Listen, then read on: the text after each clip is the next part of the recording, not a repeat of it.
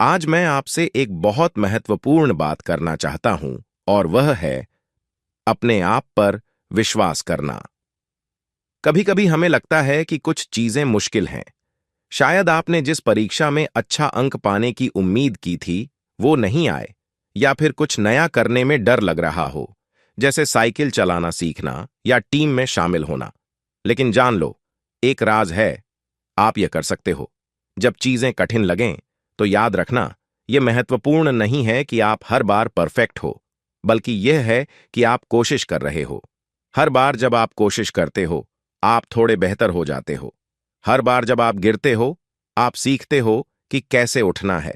और जब आप हार मानने के बजाय चलते रहते हो, तो आप अपने सपनों के और करीब पहुंच जाते हो। सोचिए, आपने पहले क्या-क्या किया है।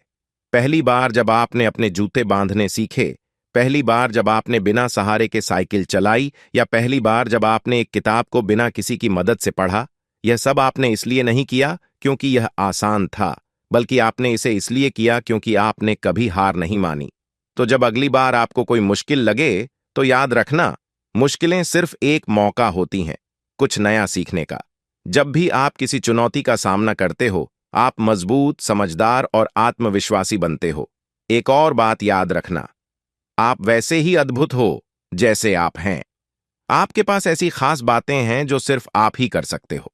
तो कभी भी किसी से मत कहने देना कि आप कुछ नहीं कर सकते। अगर आप अपने आप पर विश्वास करते हो, तो कोई भी सपना, कोई भी लक्ष्य आपके लिए बहुत बड़ा नहीं है।